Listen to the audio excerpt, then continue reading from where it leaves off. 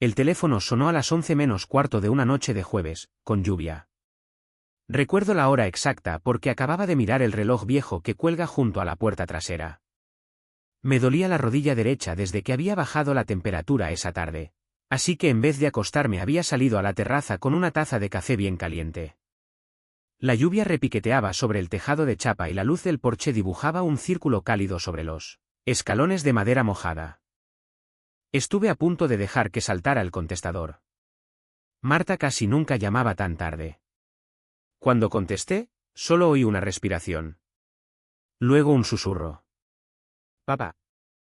Me he ido de casa». Algo en su voz me erizó el vello de la nuca. No hablé enseguida. En 33 años criando a mi hija había aprendido que el silencio, a veces, le da a una persona asustada espacio para respirar. Entonces llegó otro sonido por el teléfono, un golpe fuerte. Alguien aporreando una puerta. «Marta», dije en voz baja. «Estoy en el baño de una gasolinera». Se le quebraba la voz, como si intentara no llorar.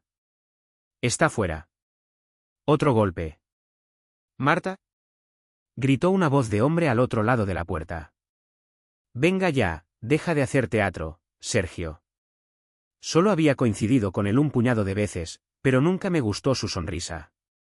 Demasiado pulida, demasiado ensayada, como si cada gesto lo hubiera practicado delante de un espejo. «Papá», susurró de nuevo. «No sé qué hacer». «¿Has echado el pestillo?» «Sí». «Bien». «No cuelgues, mantén el móvil pegado a la oreja». Fuera, la voz de Sergio se suavizó. «Marta, cariño, te estás poniendo en ridículo». Silencio. Luego se rió. «Mañana nos reiremos de esto». Cerré los ojos un segundo. No era la risa de un hombre que intenta arreglar una discusión. Era la risa de alguien que ya se creía dueño del final. «¿Dónde estás?», pregunté. «En la gasolinera de la carretera de Siero, cerca de Pola». «Sé exactamente dónde es eso». Me levanté de un salto, a punto de tirar el café. «No te muevas de ese baño». «¿Y si entra?». «No va a entrar». «No lo sabes». «Lo sé». «Voy para allá». Cogí las llaves de la furgoneta de la mesa que hay junto al balancín del porche. Mi viejo Nissan Terrano tenía casi 300.000 kilómetros. El limpiaparabrisas chirriaba cada 2 pasadas y la calefacción tardaba una eternidad en calentar. Mercedes solía decirme en broma que lo conduciría hasta que se le cayeran las ruedas. Probablemente tenía razón. Al salir marcha atrás de la entrada, en las afueras de Oviedo, miré de reojo la mecedora vacía junto a la mía. La luz del porche llevaba encendida cada noche desde que Mercedes murió, 6 años atrás. Ella siempre decía, déjala encendida. Nunca sabes quién puede necesitarla para encontrar el camino a casa. Apreté un poco más el acelerador. La lluvia difuminaba las luces de la carretera. Marta siguió al teléfono casi todo el trayecto. A veces ninguna de las dos hablaba. Oía a Sergio caminando de un lado a otro fuera del baño, a veces llamando a la puerta, a veces fingiendo que se marchaba. Entonces volvían los pasos. «No para de decir que lo siente», murmuró. «¿Le crees?». «No». «Pues no abras esa puerta». «Debería haberme ido hace meses». «No». «¿Qué?». «Deberías haberte ido la primera vez que te hizo tener miedo». Silencio. Luego dijo en voz baja. «Lo sé». 27 minutos después entré en la gasolinera. La lluvia se había convertido en llovizna. Sergio estaba fuera del edificio con las manos en los bolsillos de la cazadora. Tenía justo el aspecto de esos hombres que quieren que los desconocidos los crean razonables. Corte de pelo cuidado, zapatos limpios, sonrisa relajada. Cuando vio la furgoneta, la sonrisa se ensanchó. Bajé despacio. La rodilla me protestó en cuanto le puse peso encima. Hacerse mayor te enseña a esconder el dolor delante de quien busca una debilidad. Sergio se acercó. «Señor Ibáñez». No contesté. Se detuvo a un par de metros. «Le agradezco que haya venido». «Nada. Esto es solo un malentendido entre Marta y yo». Miré más allá de él, hacia el pasillo del baño. Luego volví a mirarlo a él. Ya no. Se le tensó la sonrisa por primera vez. Señor, las parejas discuten. Es verdad. Y a veces la gente reacciona de más. Es verdad. Así que quizá podría convencerla de que salga. No. Parpadeó. No. Durante varios segundos ninguno de los dos se movió. Entraban coches a repostar. Una mujer entró corriendo con un niño pequeño en pijama de dinosaurios. Un camionero llenaba el depósito de gasóleo sin prestarnos la menor atención. La vida seguía su curso mientras el mundo de mi hija casi se había desmoronado dentro de un baño con el pestillo echado. Sergio se inclinó hacia mí. Quiero a su hija. Lo miré a los ojos. Entonces, ¿por qué se esconde de usted? No respondió. En vez de eso volvió a sonreír, más pequeño esta vez, como si estuviera archivando mi cara en algún sitio. Creo que me ha malinterpretado. No. La puerta del baño se abrió. Marta salió despacio. Parecía agotada, con el rímel corrido bajo los ojos. Solo llevaba el bolso. Nada más. Por un instante terrible pareció otra vez la niña que se despertaba de una pesadilla y venía descalza hasta mi habitación. Me vio. Todo lo que había estado conteniendo se rompió de golpe. Cruzó el suelo en 3 zancadas y me abrazó con fuerza. Lo siento, susurró. La abracé. No tienes nada que sentir. Sergio dio un paso adelante. Marta. Ella se sobresaltó. Ese gesto diminuto me dijo más que 1000 palabras. Me coloqué de forma que quedara entre los dos. Sergio lo notó. Su expresión seguía siendo amable. Sus ojos no. Se va a arrepentir, dijo, lo bastante bajo como para que solo yo lo oyera. Quizá pretendía que sonara a preocupación. No lo consiguió. Todavía estás a tiempo, dijo Marta. Abrí la puerta del copiloto de la furgoneta. Sube, cariño. Marta subió sin mirar atrás. Sergio se quedó de pie bajo la lluvia. No gritó, no amenazó, no persiguió la furgoneta. Simplemente se quedó mirando cómo nos íbamos. De algún modo, eso me inquietó todavía más. A mitad de camino, Marta habló por fin. Pensaba que podía arreglarlo. No puedes arreglar a alguien que no cree estar roto. Miró por la ventanilla. No te lo conté porque me daba vergüenza. Asentí. Lo sé. Pensaba que me ibas a ver como una tonta. Alargué la mano por encima de la palanca de cambios y le apreté la suya un segundo. Has salido de ahí. Eso es lo que importa esta noche. Lo demás puede esperar. Cuando entramos por el camino de gravilla de casa, la luz del porche seguía encendida bajo la lluvia. Marta sonrió débilmente. Mamá siempre la dejaba encendida. Sí. En cuanto pisamos el porche, el móvil de Marta vibró. Un mensaje nuevo. Número desconocido. Lo abrió antes de que pudiera impedírselo. Acabas de firmar la sentencia de muerte de tu familia. Se quedó paralizada. Le quité el teléfono con suavidad. Durante varios segundos me limité a mirar esas palabras. Luego alcé la vista hacia la luz del porche que Mercedes me había pedido que nunca apagara. La lluvia seguía cayendo. En algún lugar de la oscuridad, Sergio ya creía que el miedo le pertenecía. No tenía ni idea de que la paciencia me pertenecía a mí desde hacía mucho tiempo. Por la mañana, la lluvia se había desplazado hacia el este y había dejado en el jardín ese olor a hierba mojada. Marta durmió en el cuarto de invitados. Yo apenas pegué ojo. Me senté a la mesa de la cocina con las gafas de leer bajando por la nariz. El móvil de Marta junto a mi taza de café y un cuaderno delante. Los viejos hábitos no se jubilan solo porque el hombre lo haga. Anoté la hora de su llamada, el nombre de la gasolinera, el texto exacto del mensaje, el número desconocido, cada detalle antes de que la memoria empezara a limar los bordes. A las 6:15, Marta entró en la cocina con una sudadera vieja del Real Sporting de Gijón que le quedaba enorme. ¿Todavía la guardas?, preguntó. Estaba en el armario del pasillo.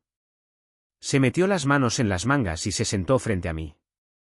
Durante un rato ninguno dijo nada. El frigorífico zumbaba. La cafetera hacía clic. Fuera, un mirlo armaba escándalo como si fuera el dueño del barrio entero. Por fin, Marta miró el cuaderno. ¿Lo estás apuntando todo? Sí. No quiero que esto se convierta en un drama. Me quité las gafas y las dejé sobre la mesa. Cariño, un hombre te ha mandado una amenaza de muerte. Se le tensó la cara. Sé lo que me ha mandado. Entonces ya se ha convertido en un drama. Apartó la mirada, y fue entonces cuando vi la vergüenza posarse sobre sus hombros. No era exactamente miedo. Era vergüenza, esa clase pesada y silenciosa que hace que una persona pida perdón por haber sufrido daño. Odié a Sergio por eso más que por el mensaje. No empezó así, dijo. Nunca empiezan así. Me miró. Al principio era un encanto. Demasiado encanto, quizá. Me traía la comida al instituto. Me mandaba flores. Se acordaba de las tonterías que le contaba. Me hacía sentir vista. Asentí. Eso también importaba.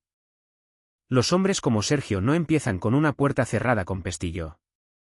Empiezan con flores, disculpas, voces suaves, justo la crueldad necesaria para que parezca mal tiempo pasajero. Decía que mis amigas tenían celos. Luego que Carmen era una mala influencia. Luego que mis compañeros de trabajo no me respetaban. Dio una risa breve y amarga. Doy clases a niños sobre cómo reconocer relaciones tóxicas, papá. Y aún así no lo vi. No lo dejaste pasar, dije. Él movió la línea 1 centímetro cada vez. Eso la hizo llorar. No con fuerza. Solo 2 lágrimas que se secó rápido, como avergonzada de tenerlas. Miraba mi cuenta del banco, dijo. No cada día. Solo lo justo para que yo supiera que podía hacerlo. Me preguntaba por qué había gastado 12 euros en la cafetería, por qué había puesto gasolina en Oviedo en vez de en Pola, por qué no contestaba durante una reunión. Me quedé quieto. Hay momentos en los que un padre quiere rugir. Pero si ruges demasiado pronto, tu hija puede dejar de contarte la verdad. Así que escuché. Me hacía creer que era una exagerada, dijo. Me decía, Marta, tienes 34 años, ya no puedes actuar como una adolescente. O, tu padre te ha malcriado, por eso no entiendes lo que es el amor de verdad. Se me tensó la mano alrededor de la taza. Marta lo notó.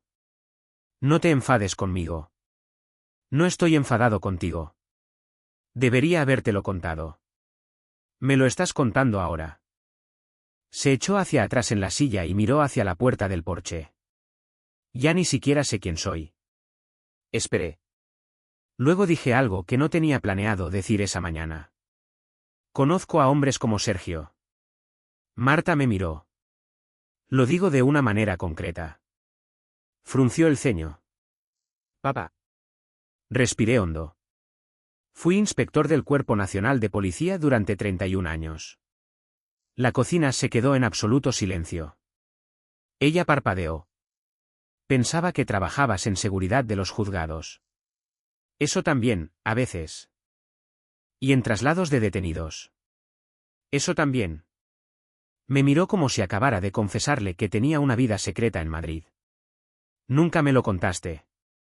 Tu madre lo sabía. ¿Mamá lo sabía? Claro que lo sabía. Se echó hacia atrás, como golpeada. Todo este tiempo. No quería que ese trabajo se sentara con nosotros a la mesa. Entendí que le costara. A una hija, aunque ya sea adulta, no le gusta descubrir habitaciones dentro de un padre que no sabía que existían. No era ningún personaje de película, dije. Nada de tiroteos dramáticos cada semana. Sobre todo papeleo, órdenes judiciales, interrogatorios, esperar, observar, saber cuándo no moverse. Eso era el trabajo, más a menudo de lo que la gente piensa. Marta tragó saliva. ¿Te tocó tratar con hombres como él? Sí. La respuesta salió más pesada de lo que quería. Los hombres como él no quieren amor, dije. Quieren posesión. Y cuando la posesión se les escapa, lo llaman traición. Ella rodeó la taza con las dos manos. ¿Qué hacemos? No entramos en su juego. Su móvil vibró sobre la mesa. Las dos miramos hacia abajo. Número desconocido. Llegó una foto, el aparcamiento del colegio donde daba clase, tomada desde la otra acera. Se le fue el color de la cara. El texto decía, es un sitio muy fácil de encontrar. Se apartó de la mesa tan deprisa que la silla arañó el suelo. No puedo ir a trabajar. Puedes. No, papá, ¿sabe dónde, Marta? Se detuvo. Puedes ir a trabajar cuando sea seguro. Hoy lo hacemos seguro. A las 9 llamé al cabo Óscar Molina, de la Guardia Civil. Cuando lo conocí, 20 años atrás, Óscar era un chaval flacucho con una sonrisa nerviosa. Ahora era cabo, tenía mujer, 2 hijos adolescentes y la paciencia curtida de un hombre que llevaba años lidiando con la tontería humana como oficio. Se plantó en mi entrada mirando los mensajes en el móvil de Marta. Me lo voy a tomar en serio, dijo. Sabía que lo harías. Me miró. Pero no voy a saltarme nada solo porque seas tú, Ramón. Me decepcionaría que lo hicieras. Marta estaba a mi lado, con los brazos cruzados. Óscar suavizó la voz al dirigirse a ella. Señorita Ibáñez, guarde todo. No conteste. No borre nada. Si aparece aquí, llame al 112. Si aparece en su trabajo, que llamen al 112. ¿Entendido? Ella asintió. Bien. Miró hacia el porche. ¿Tiene cámaras? No suficientes. Pues hoy sería un buen día para cambiarlo. A mediodía llegó Carlos, mi hermano, en su viejo Renault, con una caja de herramientas, 2 sillas plegables y una bolsa de bocadillos de una churrasquería de Siero que él juraba que era mejor que cualquier cosa de Oviedo. Se movía como un hombre montado con piezas de recambio, cadera mala, hombro malo, rodillas ruidosas, pero todavía era capaz de arreglar casi cualquier cosa con una llave inglesa y un chiste subido de tono. Me han dicho que estamos montando una operación de vigilancia de jubilados, dijo bajándose de la furgoneta. He traído bocadillos. Marta sonrió por primera vez en todo el día. No era mucho, pero lo acepté. Pilar, mi vecina, llegó un rato después. Pilar tenía 59 años, había sido operadora del 112 toda su vida laboral, y era de esas mujeres que oían el pánico a través del auricular antes de que nadie dijera nada. Llegó con un cuaderno, un termo y la expresión de alguien que ya había hecho 3 listas mentales. Pon una cámara junto a la cancela lateral, le dijo a Carlos. Ese arce deja un punto ciego después de que oscurece. Carlos me miró. ¿Siempre es así de mandona? Siempre, dije. Pilar lo señaló con el dedo. Y viva gracias a eso. Durante las 2 horas siguientes, mi jardín se convirtió en una pequeña operación tranquila. Carlos montaba cámaras. Pilar comprobaba los ángulos desde el móvil. Yo recorría el límite de la finca, fijándome en por dónde barrerían los faros la entrada y dónde podría plantarse un hombre si creyera que la oscuridad lo hacía invisible. Marta me siguió una vez, descalza con unas zapatillas viejas. ¿De verdad crees que va a venir? Creo que quiere que pienses que puede. Eso no es una respuesta. No, dije, pero es la verdad. Asintió, aunque se notaba que no le gustaba. A mí tampoco. Esa tarde cenamos bocadillos en el porche, con platos de cartón sobre las rodillas. Carlos contó una historia de cuando se cayó una transmisión sobre su bota en 1987 y trató de convencer al médico militar de que podía seguir andando. Pilar se rió. Marta casi lo hizo, durante unos minutos. Sergio no era el dueño del aire a nuestro alrededor. Luego llegó la noche. La luz del porche se encendió y todo el mundo se quedó callado. A la mañana siguiente abrí la puerta principal justo después del amanecer. Una neblina fría cubría el jardín. Al principio no vi nada raro. Entonces algo cerca del último escalón captó la luz. Pequeño, plateado. Se me encogió el estómago antes de que la mente lo entendiera. Me agaché despacio, la rodilla ardiéndome mientras bajaba. Era un collar, una cadena fina de plata con un colgante redondo. Lo reconocí al instante. Se lo había regalado a Marta el día que se graduó en la universidad. Lo llevó puesto debajo de la toga, sonriendo tanto que Mercedes lloró en cada foto. Lo cogí con 2 dedos. El cierre estaba roto. Detrás de mí, Marta dijo: Papá. Me giré. Vio el collar en mi mano. Se le fue todo el color de la cara. Sergio había estado en mi casa. Sin gritar, sin llamar, sin montar ningún numerito. Solo lo bastante cerca como para dejar un mensaje en mi porche. Miré más allá de los escalones, por la hierba mojada, hacia la carretera silenciosa. Luego cerré el puño alrededor de esa cadena rota. La anatomía de un maltratador es sencilla. Pone a prueba un límite y luego espera a ver quién tiene miedo de hacerlo cumplir. A las 8, Pilar tenía las grabaciones del porche abiertas en el portátil, sentada a mi mesa de cocina como si estuviera de nuevo frente a la centralita del 112, una mano en el ratón, la otra sujetando un café que había recalentado 2 veces y aún no había probado. Marta estaba de pie detrás de ella, con la misma sudadera, los brazos cruzados sobre el pecho. Carlos, apoyado en la encimera, comía un bollo. Yo miraba la pantalla desde el fregadero. Ahí, dijo Pilar. Pausó la imagen. La grabación era en blanco y negro, granulada, pero lo bastante clara. A las 2:13 de la madrugada, un sedán oscuro pasó despacio por delante de la entrada. Desapareció medio minuto, luego volvió con las luces apagadas. Una figura bajó cerca del buzón, con la capucha puesta y la cara agachada. Cruzó el jardín como si se hubiera estudiado el terreno de antemano. Marta soltó un sonido pequeño. Pilar la miró. No hace falta que veas esto. Sí que hace falta. La figura subió los escalones del porche, dejó algo cerca de la puerta y se quedó ahí de pie. Eso fue lo que más me inquietó. No tenía prisa. No parecía asustado. Durante casi 10 segundos se quedó bajo el resplandor de la luz del porche, mirando fijamente mi puerta como si quisiera que supiéramos que había estado allí. Luego se marchó. Carlos dejó de masticar. Vaya, dijo en voz baja. Eso no es un tío que intenta recuperar a su novia. No, dije. Es un hombre construyendo presión. Marta me miró. ¿Eso qué significa? Significa que quiere que estés lo bastante asustada como para volver corriendo antes de que él tenga que hacer nada. Más ruidoso. Se sentó despacio. Pilar cerró a medias el portátil. Ramón, ¿estás pensando lo mismo que yo? Estoy pensando que ya ha hecho esto antes. Marta nos miró a los dos. ¿No lo sabes? No, dije, pero los hombres como Sergio no suelen inventarse de la noche a la mañana. Esa fue la frase que dio comienzo al expediente.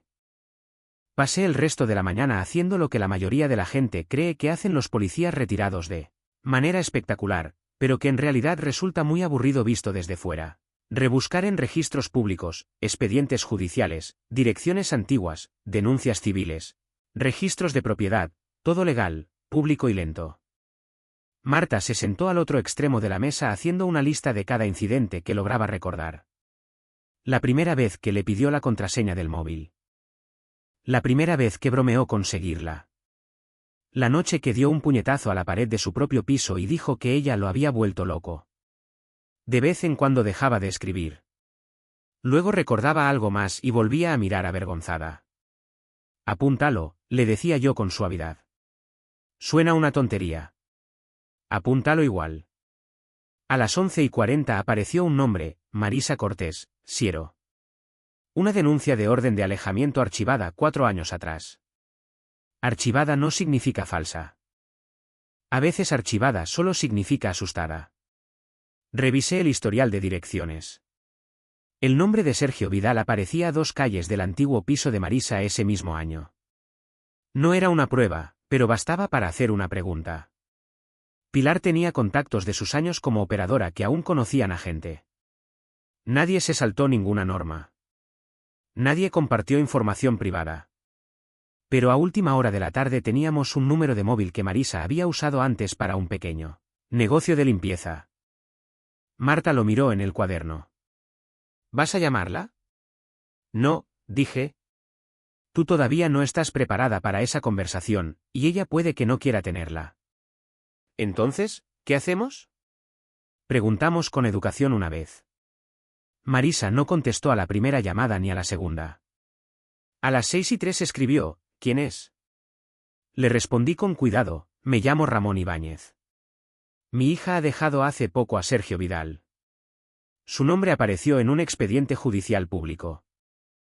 No la molestaré más si no quiere contacto, pero si está dispuesta a hablar, puede ayudar a mantener a mi hija a salvo. Pasaron 3 minutos, luego 5. Entonces vibró el teléfono, ¿está a salvo ahora mismo? Miré a Marta. ¿Quieres saber si estás bien? Marta tragó saliva y asintió. Escribí, sí, está conmigo. El siguiente mensaje llegó casi al instante, quedamos mañana. No en mi casa. Bar El Roble, en Pola. A las 10. Trae a otra mujer. No quedo con hombres desconocidos a solas. Pilar leyó por encima de mi hombro y asintió. Mujer lista. El bar El Roble estaba junto a una carretera con bastante tráfico, entre una ferretería y una tienda de embutidos. Olía a tortilla, café y manteles de hule viejos. La camarera llamaba a todo el mundo, cariño, los conociera o no. Marisa llegó 7 minutos tarde. Era una mujer delgada, de poco más de 40 años, con los ojos cansados y un chaquetón verde abrochado hasta el cuello. Se paró en la puerta y recorrió el bar con la mirada, como si esperara que el peligro estuviera sentado cerca de la vitrina de las pastas. Pilar levantó una mano. Marisa se acercó, pero no se sentó enseguida. ¿Cuál de las dos es Marta? Marta levantó la mano un poco. Marisa la miró un buen rato. Luego le cambió la cara. No era pena. Era reconocimiento.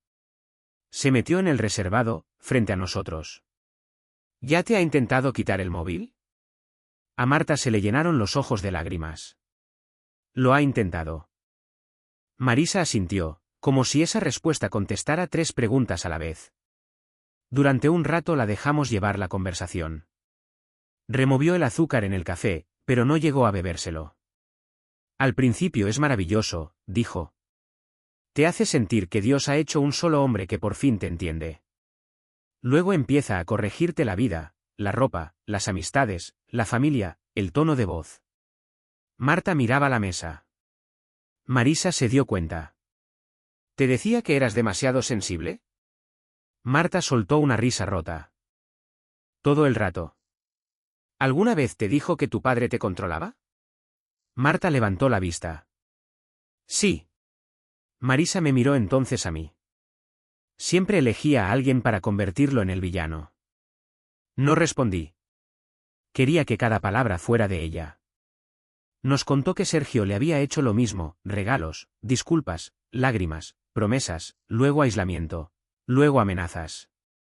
Cuando intentó dejarlo, le dijo a la gente que estaba desequilibrada. Grababa trozos de conversaciones y colgaba insinuaciones sobre haber sido maltratado por una mujer con problemas mentales sin tratar. Pedí una orden de alejamiento, dijo. Luego la retiré. Marta se inclinó hacia adelante. ¿Por qué? La mano de Marisa se tensó alrededor de la cucharilla. Me mandó una foto de mi perro en el jardín de atrás. Luego una foto de mi madre entrando en la iglesia. Pilar masculló algo entre dientes. Marisa esbozó una sonrisa sin humor. ¿Exacto? Marta se echó a llorar en silencio. La camarera pasó rellenando los cafés y fingió no darse cuenta. Marisa alargó la mano por encima de la mesa y la posó sobre la de Marta. No estás loca, dijo. Eso es lo primero que necesitas oír. Marta se tapó la boca. Yo miré por la ventana el tráfico que pasaba y sentí algo helarse en el pecho. Sergio no estaba solo enfadado. Era metódico. Esa noche pasó de nuevo con el coche por delante de casa. Despacio, descarado. Los faros barrieron la ventana del cuarto de Marta y se quedaron ahí un segundo de más. Me quedé de pie en el salón a oscuras, con una mano en el respaldo del sofá. Cada instinto viejo que tenía quería salir a la calle, dejar que me viera, hacerle entender que se había equivocado de porche. Pero eso era exactamente lo que él quería, una reacción, un vídeo, un testigo que solo viera los últimos 10 segundos. Así que me quedé donde estaba. La rodilla me palpitaba. Me dolía la mano de agarrar el sofá. Odiaba sentirme viejo delante de mi hija. Odiaba necesitar contención más que fuerza. Pero ya conocía la forma de su plan, le estaba diciendo a la gente que yo era peligroso, un padre obsesivo, un policía retirado que lo había amenazado. Quería que me enfadara primero. Así que me senté, me tomé 2 analgésicos con café frío y guardé un vídeo más. A las 11:18, el móvil de Marta se iluminó. Un vídeo. La mostraba esa misma tarde, llorando junto al coche, delante del colegio. El mensaje debajo decía: todavía me necesita. Mañana voy a por ella. Marta me miró, aterrada y agotada. Miré hacia el porche. La luz ya estaba encendida. Entonces mañana, dije, podrá conocerlos a todos. A la tarde siguiente, todas las luces del porche estaban encendidas antes de que el sol se hubiera puesto del todo. No para hacer ningún gesto. Para que las cámaras lo vieran todo con claridad. Carlos sacó del garaje 2 sillas plegables. ¿Sabes?, gruñó, dejando una junto a la mía. Cuando me jubilé, pensaba que la emoción sería encontrar una buena oferta de aceite de motor. Sonreí. La vida tiene otros planes. Suele tenerlos. Al otro lado de la calle, Pilar ajustaba el ángulo de una de sus propias cámaras. No se escondía de lo que estaba haciendo. Yo tampoco. Si Sergio quería testigos, los iba a tener. Marta salió con una bandeja de vasos de té con hielo y limón. Se la veía algo mejor que el día anterior, aunque solo un poco. Todavía se le notaba la vacilación en cada movimiento, como si esperara que alguien apareciera cada vez que abría una puerta. No hace falta que te quedes fuera, le dije. Lo sé. Puedes entrar. Negó con la cabeza. No. Su voz sonó baja. Llevo 2 años escondida dentro de casa. Esa frase se me quedó grabada. Le pasó un vaso a Carlos. Él la miró y sonrió. Tu padre y yo ya somos demasiado viejos para correr detrás de nadie. Marta casi se rió. Bien. Así que si viene alguien, siguió Carlos, que venga él hasta nosotros. Incluso Pilar sonrió desde el otro lado del jardín. A veces la risa no soluciona nada. Simplemente le recuerda al miedo que no es el dueño de cada rincón de la habitación. A las 7:42, el cabo Óscar Molina aparcó en el barrio. Dejó el coche a media manzana, ni en mi entrada ni justo delante de casa. Lo bastante cerca para reaccionar rápido, lo bastante lejos para que nadie pudiera decir que había venido a intimidar a nadie. Se bajó y se acercó. ¿Esperáis compañía? Eso creo. ¿Vas armado? Lo miré. Mi café todavía está caliente. Asintió una vez. Lo tomaré como un no. Lo es. Óscar miró alrededor del jardín. Carlos, Pilar, Marta. 2 cámaras en el porche, una en la entrada, una en la cancela lateral, todo visible, todo legal. Buen montaje, dijo. Esto no se ha hecho de la noche a la mañana. Miró hacia Marta. Si entra en tu propiedad después de que le hayáis dicho que se vaya, dilo en voz alta y con claridad. Entendido. Y no lo toques. No lo haré. Óscar me miró largo rato. Sé que no lo harás. Luego volvió hacia el coche patrulla. El barrio se fue asentando en la tarde. Los aspersores se encendieron. Ladraban perros calle abajo. Alguien cerca había puesto la parrilla. Se respiraba una normalidad extraña, que era justo lo que yo quería. A las 8:16 aparecieron unos faros al final de la calle. Un sedán oscuro. Marta se puso rígida. Me di cuenta antes de que dijera nada. Puedes entrar en casa si quieres. Miró el coche que se acercaba, luego a mí. Me quedo. El sedán avanzó despacio hacia la entrada. Se detuvo. Motor al ralentí. Nadie se bajó durante casi 30 segundos. Entonces Sergio salió al asfalto. Llevaba vaqueros, camisa limpia y la misma sonrisa tranquila que le había visto en la gasolinera. Ya tenía el móvil en la mano, en vertical. Grabando. Buenas, dijo en voz alta. Nadie contestó. Empezó a caminar hacia el porche, todavía sonriendo, todavía grabando. Marta. Ella no respondió. Solo he venido a hablar. Carlos se inclinó hacia mí. Qué gracioso. ¿Qué? Todo hombre que dice que solo quiere hablar, en realidad quiere que los demás escuchen. Casi sonreí. Sergio llegó al primer escalón. Giró el móvil ligeramente para captarnos a todos. Miren esto, dijo alto, hacia la cámara.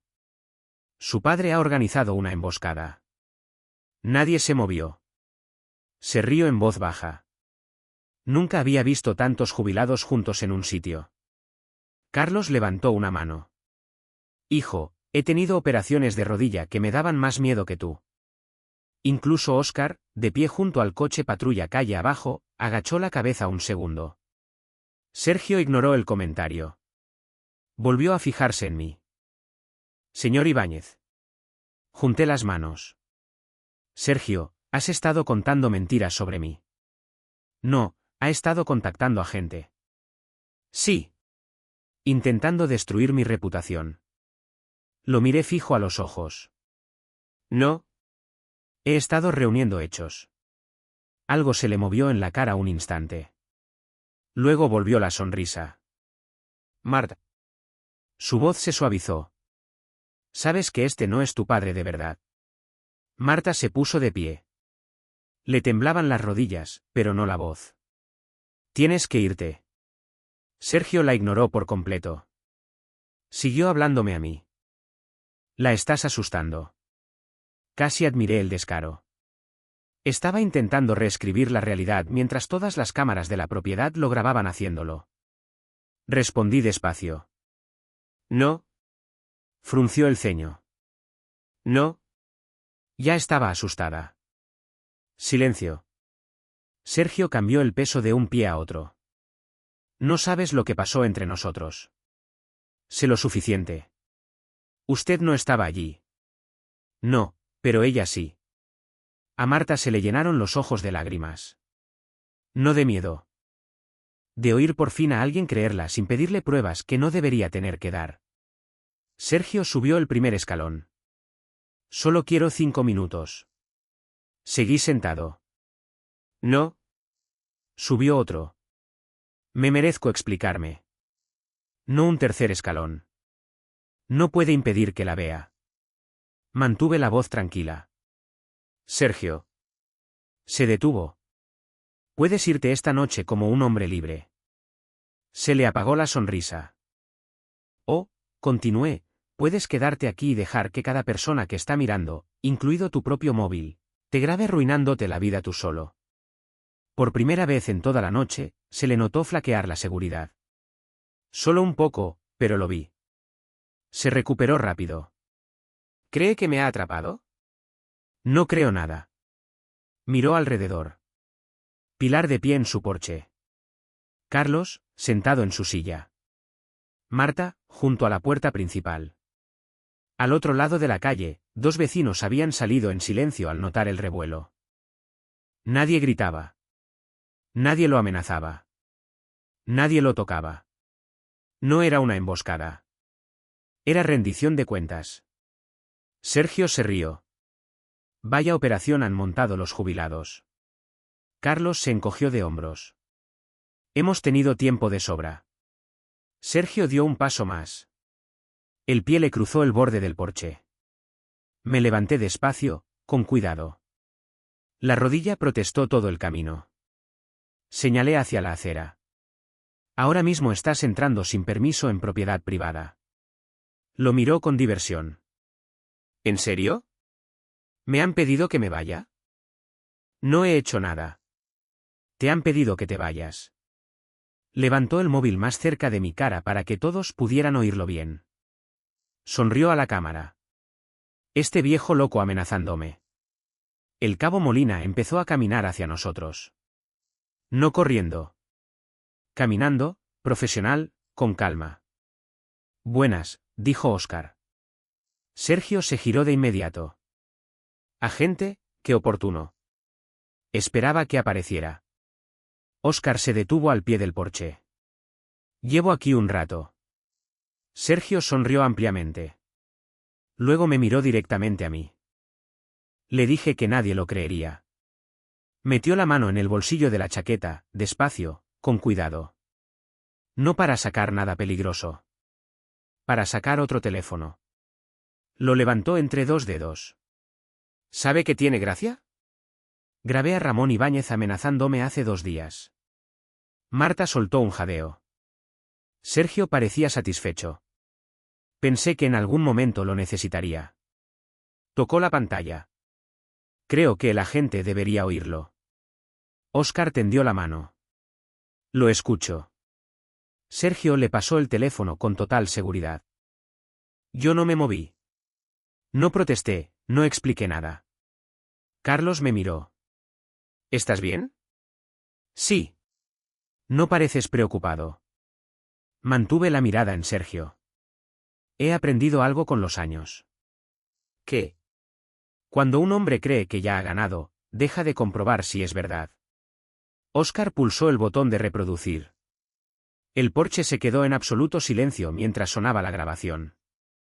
Sergio se quedó con los brazos cruzados, con la seguridad brillándole encima. Marta se agarró a la barandilla con tanta fuerza que se le pusieron blancos los nudillos.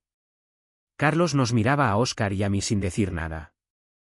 Óscar sostuvo el móvil lo bastante cerca como para que todos oyeran, estática, la puerta de un coche cerrándose, luego mi voz. Voy a ocuparme de ti a mi manera. Sergio sonrió. La grabación siguió. Has llevado esto demasiado lejos. Otra pausa. No te va a gustar lo que viene después. Marta me miró, atónita. Papá. Óscar levantó una mano sin apartar la vista del teléfono. Vamos a escucharlo entero. La sonrisa de Sergio se ensanchó. No queda mucho más. La grabación terminó. El silencio cayó sobre el porche. Desde la carretera, una furgoneta redujo la velocidad un segundo antes de seguir su camino. Hasta los grillos parecían más callados. Óscar me miró. Ramón. Asentí una vez. Esa es mi voz. A Marta se le hundió la cara. Sergio abrió las manos. Ya se lo dije. Miró a Óscar directamente a los ojos. He estado intentando mantener las distancias con él. Es él quien me amenaza. Óscar no contestó enseguida. En vez de eso, volvió a mirarme. ¿Quieres responder? Sí. Metí la mano en el bolsillo de la camisa y saqué una pequeña memoria USB. Sergio frunció el ceño. ¿Qué es eso? Mi copia. Su expresión cambió apenas. Yo no grabo cada llamada, dije, pero mis cámaras del porche graban todo lo que ocurre cerca de la puerta, incluidas las conversaciones. Sergio se rió. Qué conveniente. Lo es. Le pasé la memoria a Pilar. Ella la conectó al portátil que tenía sobre la mesa del porche. En segundos, la misma conversación apareció en pantalla. Óscar se acercó. Entonces esta es la original. Sí. Sergio se cruzó de brazos con más fuerza. Cualquiera puede editar un archivo.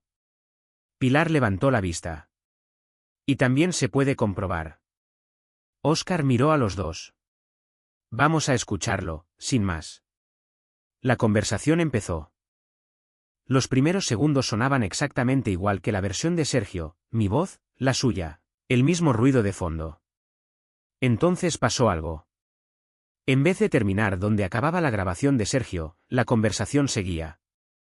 La voz de Sergio se oía mucho más clara. Venga, di algo con rabia. Silencio. Vamos, viejo, dime lo que de verdad piensas. Mi voz contestaba con calma.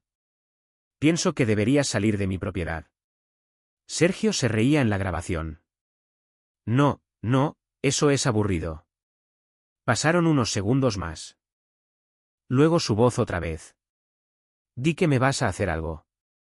Recordé aquella llamada. No paraba de interrumpirme, intentando provocarme. La grabación seguía. Al final contesté. Voy a ocuparme de ti a mi manera. A Sergio se le fue apagando la sonrisa. Porque esta vez todos oyeron la frase siguiente.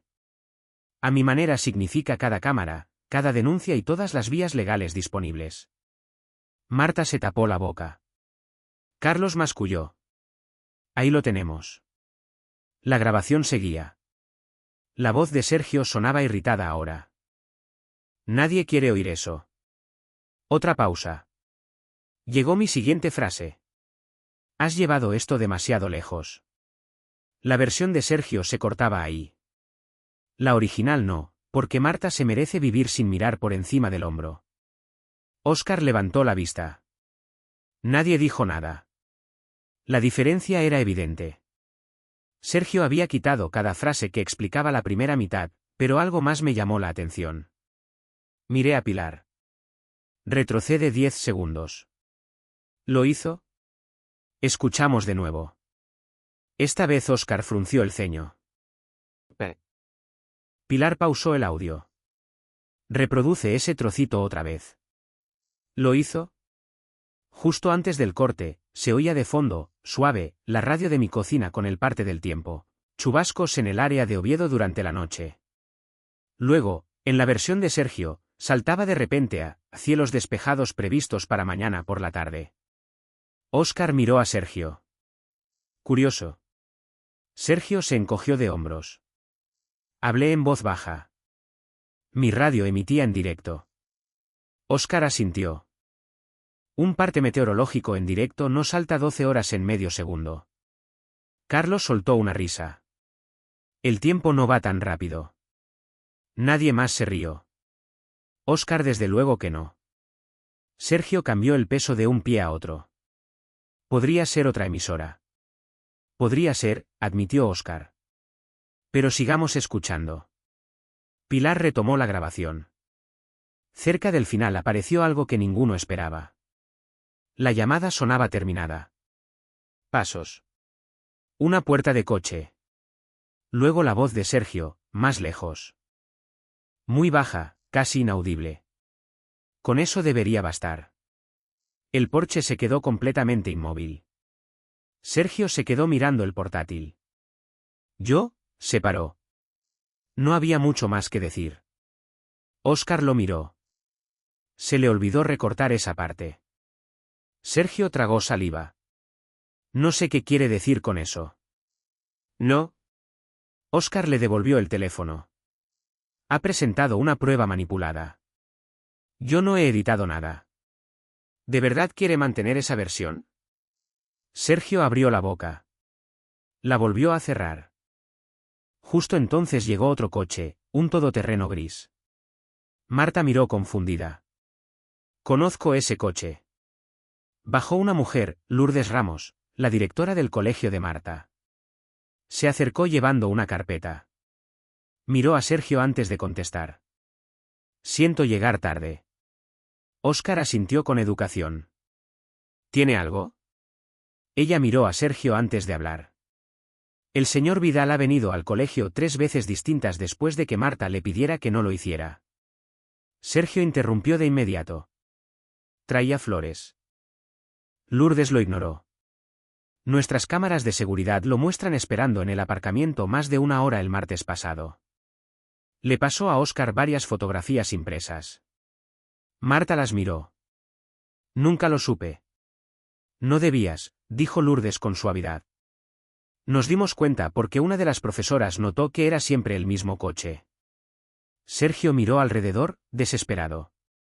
Esto es ridículo. Otro coche se detuvo.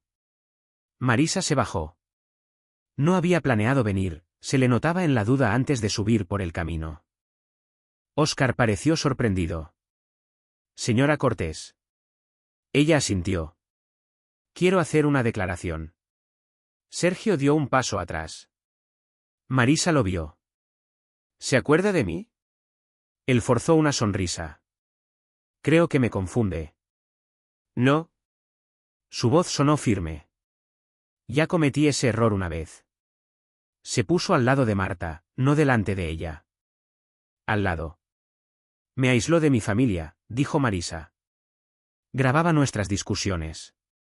Editaba las conversaciones. Luego le decía a todo el mundo que yo estaba desequilibrada.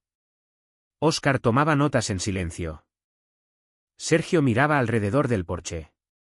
Cada vez que se giraba, otra pieza de la historia había llegado antes de que pudiera reescribirla. Entonces su propio móvil vibró. Bajó la vista sin pensar. Su emisión en directo seguía activa. Cientos de comentarios corrían por la pantalla. La gente había visto toda la escena. Su intento de hacerme quedar como un viejo furioso se había convertido en una retransmisión en directo de sus propias mentiras cayéndose a pedazos. Cortó la emisión de inmediato. Demasiado tarde. Óscar dio un paso al frente. Sergio Vidal. Sergio levantó la mirada. Por lo que he visto esta noche, junto con denuncias previas, queda usted detenido a la espera de cargos por allanamiento, acoso, intimidación y posible manipulación de pruebas. Los cargos adicionales dependerán de la investigación. A Sergio se le puso la cara pálida. No puede hablar en serio. Lo digo en serio.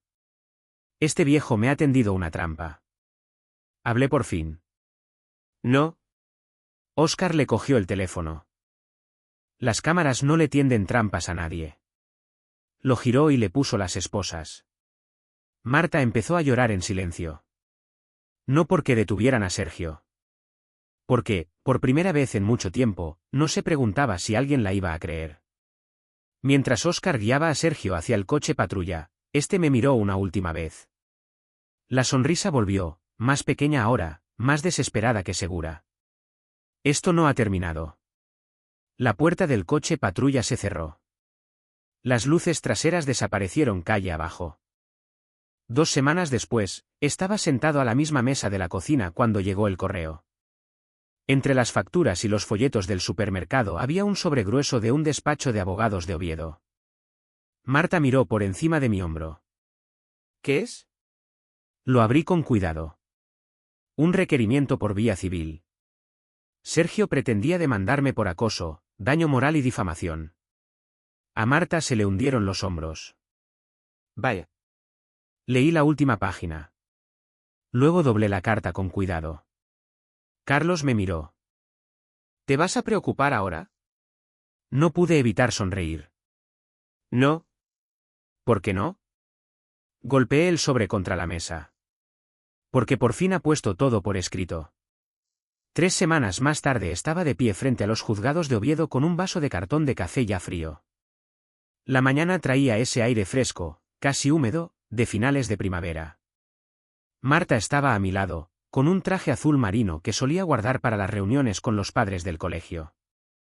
Se la veía nerviosa, ya no asustada. Había diferencia. El miedo hace que quieras huir. Los nervios significan que te quedas. ¿Estás bien? Pregunté. Asintió una vez. Creo que sí. No hace falta que seas perfecta ahí dentro. Lo sé. Solo tienes que decir la verdad. Respiró despacio. Puedo hacer eso. Por primera vez en meses, la creí de verdad. Sergio llegó 10 minutos después, traje gris oscuro, corte de pelo reciente, zapatos relucientes. Cualquiera que lo hubiera visto pasar por la calle sin conocer la historia habría pensado que era un profesional respetable de camino al juzgado. Las apariencias siempre habían sido su arma más fuerte. Nos vio. Por un segundo esperé otra sonrisa de suficiencia. En vez de eso, se ajustó la corbata y entró. Quizá su abogado por fin lo había convencido de que el encanto no era una prueba. Dentro de la sala todo parecía más pequeño de lo que muestran en la televisión. Nada de discursos dramáticos, ni público aplaudiendo. Solo bancos de madera, conversaciones en voz baja, montones de papeleo y gente esperando a que la justicia ordinaria hiciera su trabajo ordinario. El cabo Óscar Molina saludó con la cabeza al vernos. De momento, bien, dijo en voz baja. ¿Has dormido algo? Pregunté. Un poco. Sonrió. El papeleo es peor que la detención. Lo recuerdo. Se rió. Ya ves, algunas cosas no cambian. Marta me apretó el brazo. ¿De verdad echas de menos el trabajo? Lo pensé. No. ¿Qué es lo que echas de menos? A la gente que merecía que alguien siguiera presentándose por ella. Sonrió con dulzura. Creo que todavía lo haces. Antes de que pudiera contestar, el ujier pidió a todos que se levantaran. La vista duró casi 3 horas. No porque nadie gritara, sino porque la verdad tarda cuando se construye página a página. El abogado de Sergio alegó que yo había organizado una campaña de acoso contra su cliente. Sostuvo que había contactado a antiguos conocidos, dañado la reputación de Sergio e intimidado a su cliente de manera intencionada. Después se levantó nuestra abogada. No alzó la voz. Simplemente abrió, uno tras otro, 3 carpetas gruesas. La primera contenía mensajes de texto impresos. La segunda, fotografías, marcas de hora, registros de llamadas y capturas de las cámaras de seguridad. La tercera, transcripciones, declaraciones de testigos y copias certificadas de registros públicos. Los hechos no suenan dramáticos, pero, apilados unos sobre otros, pesan de una manera sorprendente. Pilar declaró primero. Explicó cómo funcionaban las cámaras del barrio, cómo se guardaban automáticamente las grabaciones, cómo cada archivo llevaba una marca de tiempo continua. El abogado de Sergio le preguntó si le caía mal su cliente. Pilar se encogió de hombros. No lo conocía lo suficiente como para que me cayera mal. Continuó, solo sé lo que grabaron las cámaras. Ni más ni menos.